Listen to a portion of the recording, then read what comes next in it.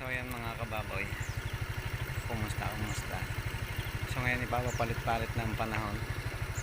Sobrang umiinit sa araw, tapos sa bandang hapon ay umuulan. Kaya nagchat yung aking pamangkin, yung isa nating pabakto sa ating project o sa ating proyekto, si Puyo. So pinabibisita sa akin kasi parang merong ubon at saka ubo at sipon. Ubon, pinagsama ang ubo at sipon.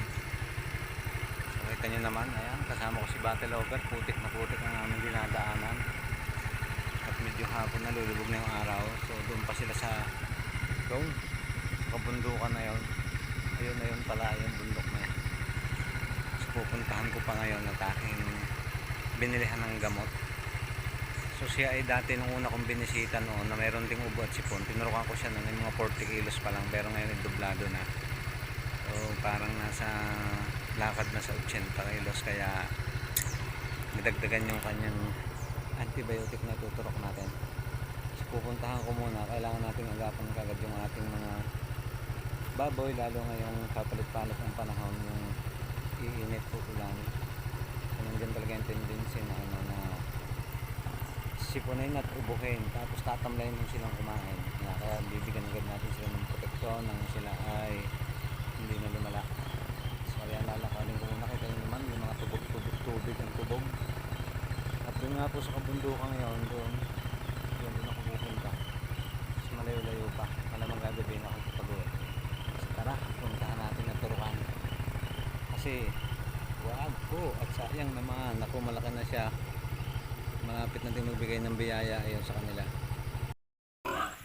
So yung mga kababoy, ready ng aking panturok. Tingnan natin dito si Puyo. So ito nga yung ating isang bakto. So kung napanood nyo doon sa aking video noon, ayan, diba? Palaki na nga pala. Sabi po, Kuya, maganda-ganda na yung kulungan eh. Saan gagaling ang hangin nito? Hindi mo din sa likod. Di yan. Di Kalalagay ko lang ng tambay. galing ang diyan. Malamig eh. Ang bayan si pag inyong pinahidan eh, din sa may puno ng tengang ari, tsaka dito sa kilikilay. Yan, di na eh. Ng suka. Yan tamot ka inay. Ito, lalagyan mo ito, suka, bago aring dalawang gilid ng tenga, saka aring hanggang din sa may ilong. Para sila ay mabaynosan agad eh, hulas yan. Pero bukas yan itatayo na yan pag aring tumalab ng gamot. Kanina ko tayo naman.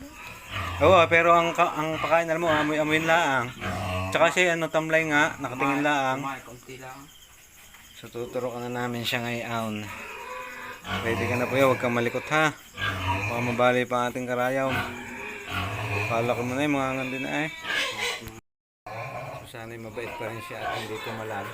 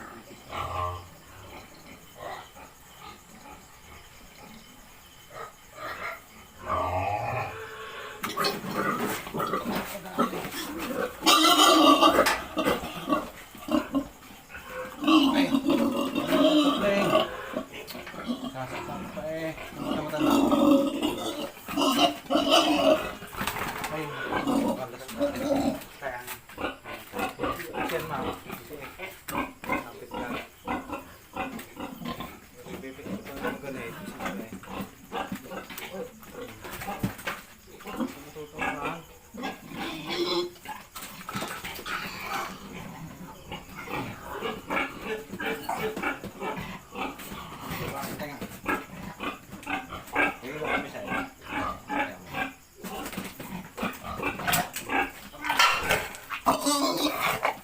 Galing ka.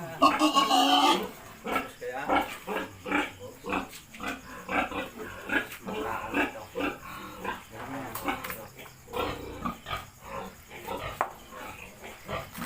Hindi ka kagaya ng nandudod kahit masulit ng kagaya. Babae, kaya rin sa laki ko ng mga rin. Ayaw. Magaling ka ha. Aray, pag binasin mo mga rin. Saka doon, sa likod ng tinga yung may house. Ayos na yan. So ayun, pumitlag nga siya pero naturo ko na. Malaki na eh. Oo, haba-haba mo pa. Oo. Hindi na yan, malapit na. Ayun nga naroon kayo tis iyan eh. Hindi na rin. Si Wanda, saka si Tonya, yung nakapinsan Jai. Kapatid niya. Oo, si Tingga, kaya hindi. Mas mabilig lang hindi yan. So medyo nahirapan din kami ng konti pero okay naman bukas. Kakatayo naman siya, malakas naman. So ganun nga, itatamlay kasi gawa ng lamig. Mainit sa araw tapos uulan. Ayun, pag nasimuyan sila, ganun ang mangyayari. Makakaroon ng ubot sipon. Tatamlay. At ayun na nga mga kababoy. So nandito na lang ako sa farm. Ayan, pauwi naman. Dapat na ako ng dilim. Ay medyo nag-alanganin pa ang pagturok natin kasi nasasaktan sa karayom. So iniingatan natin kasing mapingak yung karayom kanina kaya kailangan talaga na pulido ang pagkakaturok at saka hindi siya mababali. So ayun, at least naman ay nagtagumpay tayong maturukan kahit ako ginabi na dito sa daan. So doon ako sa kabundukan doon galing. So pabalik na ulit ako ngayon doon sa amin. At yung aking mga bike naman doon ang aking iintindihin.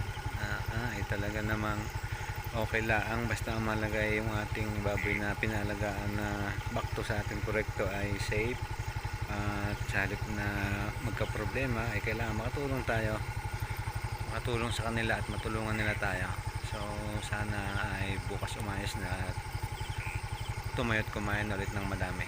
So okay naman yung ating itinuturok na yun at yun ay galing sa ating veterans vet. Ayan, veterans na veterinaryo. Ayan, so ayan guys, thanks for watching. Ako uwi na at pakaabutin pa ng ulan.